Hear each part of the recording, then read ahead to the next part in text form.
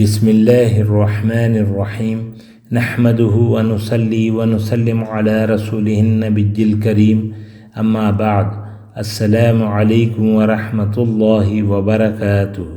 معزز ناظرین و سامعین اکرام، فرمان نبی صلی اللہ علیہ وآلہ وسلم، جس نے صبح کے وقت 3 مرتبہ یہ دعا پڑھی، اعوذ باللہ السمیع العلیم من الشیطان الرجیم، اور سورہ حشر کی آخری 3 آیات کی تلاوت کی، تو اللہ پاک 70,000 فرشتے مقرر کر دیتا ہے جو شام تک اس کے لیے دعائے مغفرت کرتے رہتے ہیں۔